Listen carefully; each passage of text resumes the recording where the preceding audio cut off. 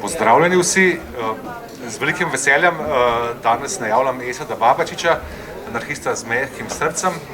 Tu smo se zbrali zato, ker je Esad bil letošnji avtor v fokusu Vilenice in ob te priložnosti še posebej je nastala knjiga z izborom njegovih pesmi, ki ste jo pripravila skupaj z Andrejem Pleterskim. Naslov je Vsak otrok je lep, ko se rodi, oziroma po angleško Every child is beautiful when born. Tako da zanima me, po kakšnem ključu ste z Andrejem Pleterskim naredili ta izbor? Vem, da si tudi ti sodeloval pri nastanku te knjige. Mislim, materijala je bilo ogromen. Ja, hvala. Hvala vsem, ste prišli. Hvala tebi za vprašanje. To je bilo eno res zgledno sodelovanje. Andrej Pleterski je res vložil celega sebe v ta prevod in je na koncu naredil takšno knjigo, ki je tudi na drugi strani oceana imela kar lep odziv, ne kar, ampak lepo so se odzvali, celo pesniki, pesnice tam so bili navdušeni na to poezijo. Jaz sam seveda ne morem biti objektiven glede tega, ampak edini način, da ti dobiš ta odmev, je seveda ravno od kolegov in v Torontu so bili res navdušeni, tako da to je dokaz, da je Andrej Pleterski naredil izjemen prevod. Jaz sem zelo ponosen, izbor je pa dejansko cel moj opus. Pravzaprav je bil prvi fanzin, takrat smo izdajali fanzine v času punka, je bil ta, v katerem je bila ta pesem. Vsak otrok je lep, ko se rodi. Naslov je bil, če bi bil rojen pred svojo mamo, bi bil svoboden. To je še hujš. Od tega fanzina do danes so pesmi zbrane v tej knjigi, ki v bistvu pripoveduje tudi na nek način o tem, kakšna je bila ta pot človeka, ki na začetku niti ne bi smel biti pesnik, ampak se je potem vse nekako odvil drugače in danes sem književnik, tako nam piše v specifikaciji. Da bi rad v pesnik, pa si Mi se niti nismo opirali temu, da bi bili, mi smo pisali tekste za bende in nismo niti na ta način razmišljali, niti nismo se videli na tem nekem pesniškem parnasu. Preprosto pisali smo tekste, ampak te teksti, kot ugotavljam zadnje čase, zdaj, ko jih sestavljam antologijo slovenske punk poezije, ki je pravzaprav že sestavljena, ugotavljam pri teh tekstih, teh bendov, ki so jih pisali Milan Košir, Brane Bitenc, Brane Zorman in drugi pesniki, da v bistvu to je šlo čez to, čemu lahko rečemo besedilo za bend, besedilo za pet. A pa v tej antologiji slovenske punk poezije bodo zgolj besedila za bende, ali tudi kakšne pesmi, ki so tako nastale, ki niso bile mišljene za bend? Antologija slovenske punk poezije bo ravno zato močna in drugačna in zelo zanimiva, ker bo vsaka pesem, ki bo v njej, je že uglasbljena. Vsako lahko tudi poslušate, jo slišite, praktično vse na YouTubeu. Gre to do novih generacij tudi? Kakšni današnji punk bendi so vključeni? Ne, niso seveda vključeni današnji bendi, zato ker gre za določeno obdobje. Mi vemo, da to govorjenje o punku je bizarno, ker je bil dejansko ta punk, ki je bil, ga ni več. Ni govoriti o tem, da to še živi, da to obstaja, je seveda poln nonsens, ker v bistvu se je to končalo dejansko tam 82. 83. pogojno rečen, in ta revival, ta drugi post-punkovski del, ne, tega gibanja, ne, ki to sploh ni bilo, ampak je pač nastalo kot splet tudi mnogih okoliščin, da smo se mi tam najdeli v pravem trenutku na pravem mestu in vse to počeli. Ne.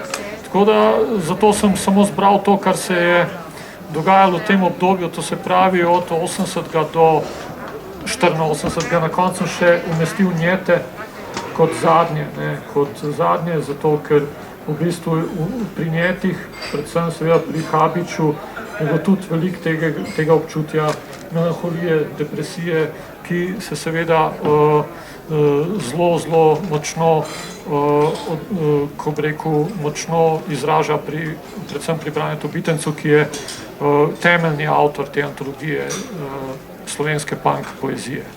Ampak pri tej knjigi, ki je bil ta zbor narejen zdaj za Kanado, Every Child is Beautiful When Born, pa so vključene v bistvu take pesmi, ki niso bile pete, ne? Ti imaš pri sebi strogo ločen, če ena pesem nastane, recimo, ali pa tudi, ko si bil mlajši, ko si imel band, ne vem, kako s tem, če je nastala pesem kot besedilo za performance, za petje, ali recimo, da je ena pesem nastala zgor kot pesem za knjigo, recimo, ali pa za branje. Ne, seveda ne. Takrat recimo smo imeli komad časopis. Zjutraj se pripelje mimo mojega okna, mi vrže časopis in me ubije do naslednjega jutra. Tamle imamo Delo, ne, ki je že takrat izhajal in ta časopis, ne, danes bi pa rekel, ne, zjutraj prižgeš svoj pametni telefon in se ubiješ do naslednjega jutra. Ne.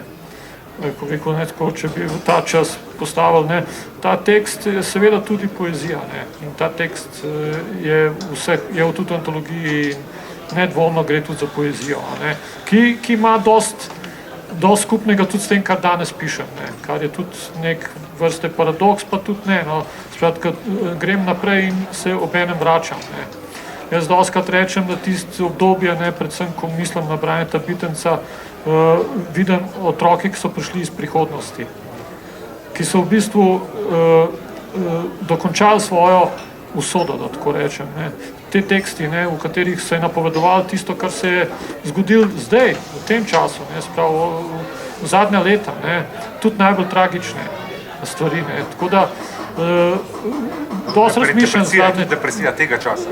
Ja, seveda, mislim, s tem, da seveda tam je bila drugače obarvana, ne, je bila tudi vizualno, ne, imeli smo ta, rekel, a veš, kurili smo še vedno velenjski premog in ta megla, ne, ljubljanska je bila bolj kompaktna, ne, da rečem, ne, bolj je bila gosta in v njej se je drugače zgubljala, ne, in tudi ta poezija je bila dosti povezana s tem fenomenom, ki je potem ne, nekega dne se tudi s to meglo, ne, dvignil.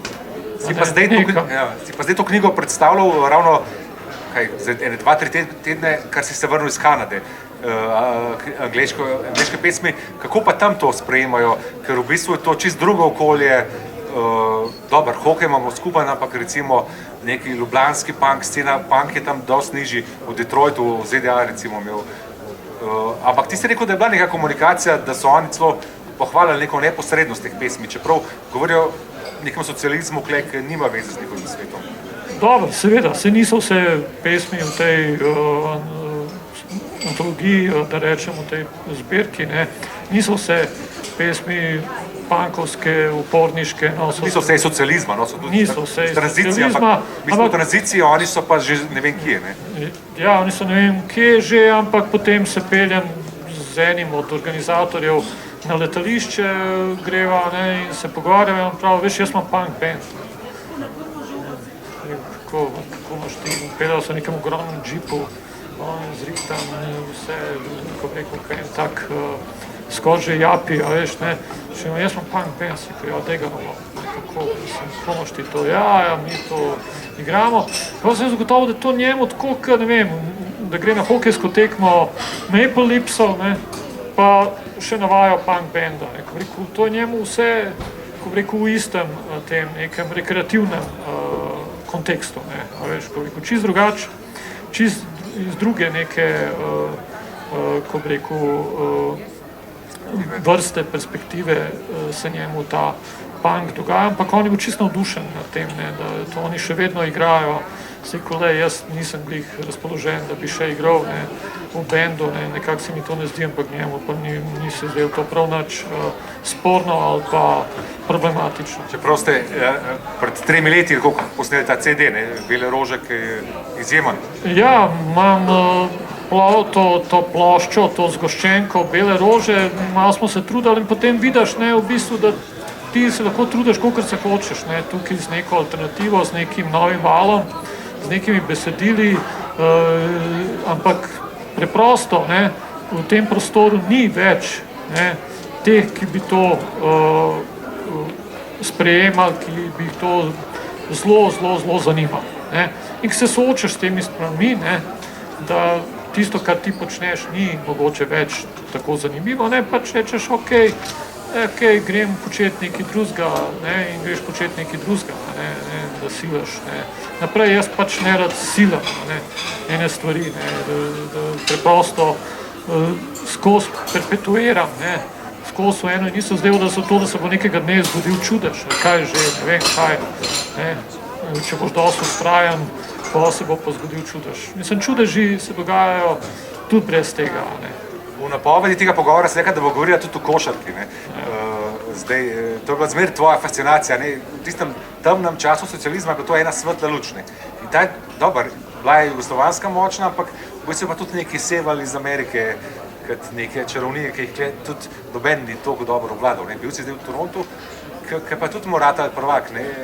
Tako da, kako te Kanada, recimo, pa ZDA, kako se te je dotaknil zdaj, ker si bo tam ta športni duh? Jaz sem šel, seveda spet sem šel, ko bi rekel, romantično sem šel seveda v Hall of Fame, hokejski, da bom zdaj to videl jaz, ta Hall of Fame in sem bil razočaran, ker Hall of Fame je tam tak zelo, ko bi rekel, zelo poglancanje, ko bi vse tako se sveti, pa mi nekako ni šlo skupaj s hokejem, to, kar sem videl. Pa sem šel ven, naslednji večer se sprehajam po Torontu in gremo na sprotni smeri od navijačev Maple Leafsov, ki so šli glih na tekmo. No in pa sem doživel to gmoto, to morje navijačev, vsi v dresih, kapicah, kako se valijo proti dvorani na tekmo in v zadju slišiš pa komad od Guns N' Roses, ki ga igra nekje tam v živo, nekje gor na nekem platoju, ne vem, nisem videl benda, ampak sam slišiš, to je fajn pri hokeju, ker vendarle tle, za razliko od košarke, tle je rock and roll, kot rekel, pri hokeju je ta muzika bolj, Kar zadeva pa košarko, seveda smo pa zdaj vsi totalno obsedeni že z Luko Dončićem, in moram reči, da jaz, preden je Luka prišel v NBA ligo, jaz več niti nisem gledal NBA lige, ker je zelo mehanska, zelo je fizična, zelo je na mišice in samo še alley-oopi. Tam v Kanadi so kaj rekli, da je Slovenija Dončić, to... Seveda, vsi vejo, vse je jasno, ne vejo pa, da je Slovenija. Vejo, kdo je Luka Dončić, ne vejo, da je Slovenija, razen greš pa seveda taksist, je jasno, indijsko, kot priješ v New York, veš, nek se usedeš v taksi, takoj veš, hello, my friend, angleščina. Posled, veš, ker moja angleščina tudi ni, je bolj indijanska, in pol, ko se z Indicem v taksiju takoj sva, ko bi rekel, na istem tem nivoju in pol gre lažje, in pol se pogovarjamo seveda. Luka Dončić ve, seveda, on ve vse, on ve tudi, da je Slovenija, on pozna tudi druge slovenske športnike, tako da, veš, v Kanadi je bilo malo drugače, se mi zdi, tako da je tam, ne vem, nekaj evropskega je tam, mislim, čeprav Toronto seveda je popolnoma nov, Toronto skoraj iščeš stari del, ga praktično ne najdeš, moraš fajn se potruditi, ker je pač to mesto, ki je nastalo koliko nazaj, 100 in še 150 in še nekaj let. Tako da, kar se tiče Dončića, je pa to popoln fenomen. Jaz sem tudi padel v to euforijo in sem napovedal pred par dnevi, da bo Dallas v polfinalu, ampak včeraj sem si ogledal tekmo tudi proti Clippersom, Los Angeles Clippers in je bilo hudo. Te so zgubili, ne? Je hudo, ne samo, da je bilo hudo tako kot poraz, ampak to soočenje je bilo, soočenje z enimi bolj resnimi fanti, ki to drugače počnejo in so se prav spravili na anga. Ampak košarka je zelo odvisna od dnevne forme. Košarka je odvisna od tistega prvega dotika, od prvega meta, če ti začne padati noter, takoj, potem se nadgradi. Če pa ti že takoj začutiš, mogoče ne bo šlo, da ti pridejo v tebe neke misli, ki so bolj negativne, se potem to takoj širi tudi na ekipo in tako naprej. Oni so preveč odvisni od njega, tako da bo imel on, mi zdaj vidimo, da bo to ena lepa zgodba, ampak bo četrt boj. To bo četrt boj. Kar zadeva pa biografiji, pa če smo že pri literaturi, pa pri knjigah, pa na knjižnem sejmu, če bi pisal biografijo o Luki Dončiću, bi moral predvsem... Jaz gotovo ne bom tak, bom pisal, če bi jo že pisal, bi moral... Nedvomno, da bi bilo nekaj takega, ampak če bi jo že pisal, bi jo moral najprej pisati o Saši Dončiću. Biografija, ta klic sem pa imel, ampak seveda nisva prišla do realizacije, ker je očka predlagal, če bi o njemu napisal biografijo. To je pa zelo, najprej nisem bil čisto prepričan, potem se mi je zdelo pa ravno to tisto pravo, ker vendarle je to temelj tega, da je on danes v NBA ligi enakopraven v bistvu s temi temnopoltimi, močnimi, dominantnimi košarkarji, ki nimajo usmiljenja do takšnih kot je on. Ni to tako, da oni kar njemu pustijo, da se bo sprehajal, kar se je tudi včeraj zgodilo. Tukaj se vidi, da on ima tudi malo tega uličarskega, ima vse uličarskega duha, ki zelo pomaga. Seveda, brez skrbi bil vzgajan od očeta, ki je bil tudi dal marsikaj čez in zato pravim, da bi morali začeti pri njemu. Tisti prvi impulzi očetovi, ko je bil še fantek, mejhan, so zelo pomembni pri tej zgodbi in zato bi bilo to prava biografija o njemu, najprej o očetu, potem pa naprej. Ampak košarka je pri tebi tudi neka pesniška podoba, recimo, ker je to igrišče, je prizorišče tvojih spominov. Vse se je začenjalo na Vodmatu, ki je zdaj tudi ena od postaj punk ture, ki jo vodiš po Ljubljani. In kakor vem, bo Vodmat, pa najbrž tudi košarka je dosti noter, pa Braneta Vitnica, pa še kaj, ampak tudi košarka in Vodmat, košarkaško igrišče, bo prizorišče nekih esejev, ki jih pripravljaš. Ja, vsake dolg časa objavim kakšen tekst v sobotni prilogi Dela pri uredniku Aliju Žerdinu, s katerim imava zelo zgledno sodelovanje, skratka zelo se razumeva glede tega in potem po nekem času se je oglasil Andrej Blatnik, urednik Cankarjeve založbe, ki je bil toliko navdušen, da je seveda predlagal, da bi vse to išlo v knjigi in eden od tekstov je bil tudi Veš mašina svoj dolg. Ampak jaz kot... Ampak to zveni partizansko, nek partizanski duh. Tebi skozi nekaj na partizansko reče, ti imaš skozi... Dobro, jaz nimam nič partizani, kdo koga to zanima še. Take naslove daješ? V glavnem, veš mašina svoj dolg ali veš mašina svoj dolg. Veš mašina. Ker pri meni je pač tako, da na nek način že celo življenje prevajam iz lastnega maternega jezika. Materni jezik moj po mami, Hercegovki, je hrvaščina in jaz v bistvu nekje v podstati tega, kar pišem, je vedno prisoten tudi po ritmu, po izrazu, bi se dal to zaznati. Jaz na nek način prevajam iz tega, ko se mi pač zgodi takšen naslov, kot je Veš mašina svoj dolg, ne veš, a je veš mašina ali je veš mašina svoj dolg. Skratka, to je zaenkrat delovni naslov te knjige, Veš mašina svoj dolg in to bo na pomlad išlo pri Cankarjevi založbi, mogoče bo pa kakšen drug naslov, imam še enega, to je Pezdonter. Pezdonter, ta je tudi zanimiv. Pezdonter je bila pa ena igra, ki smo se jo igrali na Polanah.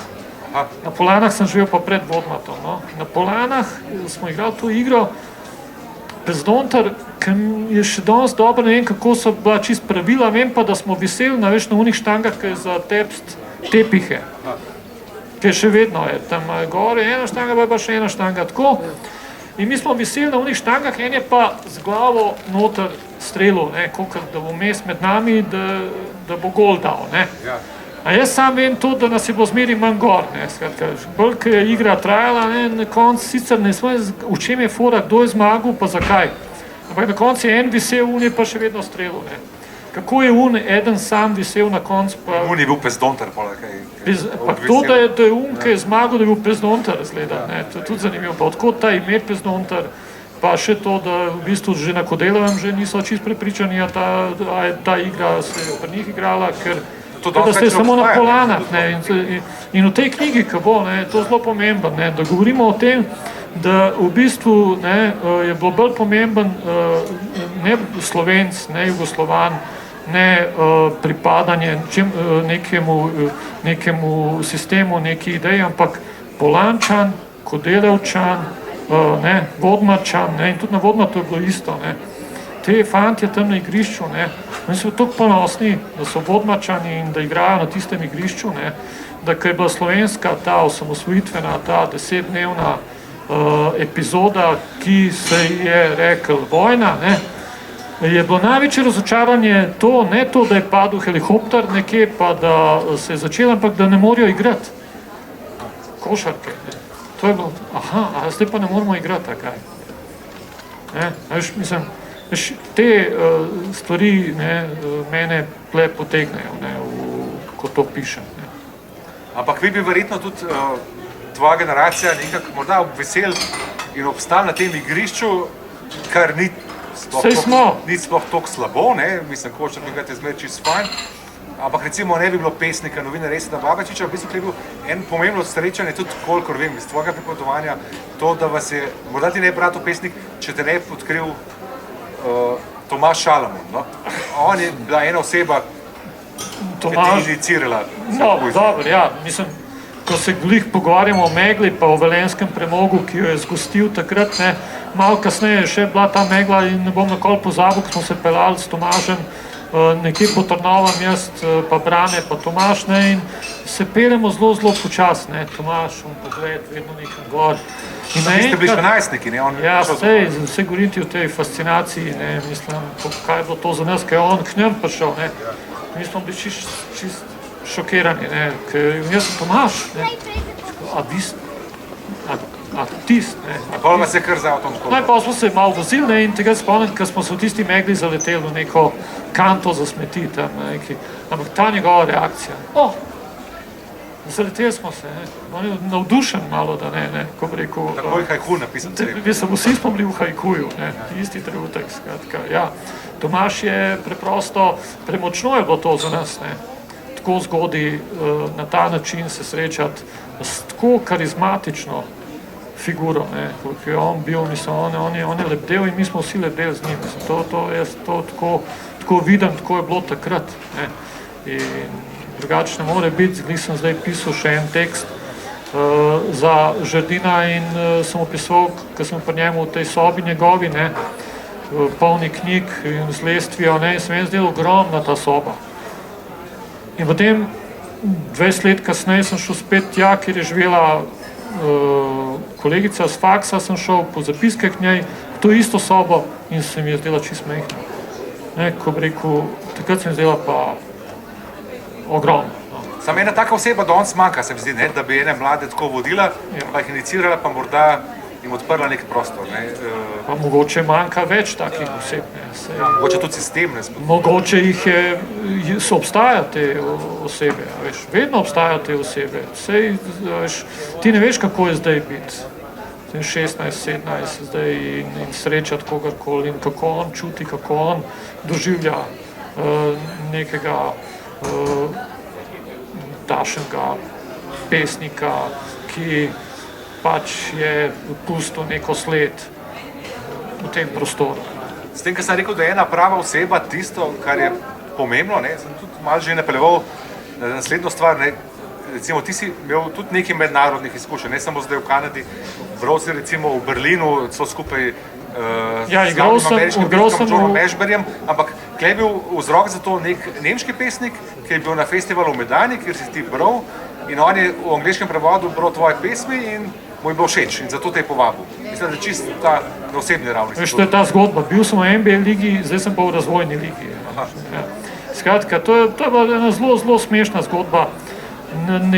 Takrat enkrat je Meta Malus v nekem horoskopu napisala, da sem jaz bil v enem svojih prejšnjih življenj raznašalc, niti ne pošte, ampak to bo vedela Mateja, kaj se v Nemčiji v nekem stoletju raznašalc novic, nekak tak. In potem jaz berem tisto, kje je ona to najdla. Mislim, jaz v prejšnjem življenju v Nemčiji, severni Nemčiji, čez nekaj dni pride pošta v Kasovc, pismo iz Berlina. Kaj je zdaj to? Sprejem pismo in v njemu povabljeni ste na festival Lyric Nacht v Berlin, brali boste z Johnom Ashburyjem, pa še nekaj naštetih, čak, a je to ta John Ashbury ali je to nek drug. Skratka, pa sem šel pogledat na... Tako kot da bi LeBron James počel, če bi... Ja, veš tisti, in pa zdaj vidim, da je to res on. No in potem sem šel tja, zato ker je eden od organizatorjev, to se pravi, videl prevode moje, ki jih je takrat naredil Fabian Hafner.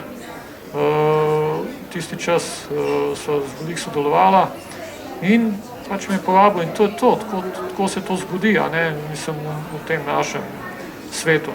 Tako se pa tudi ne.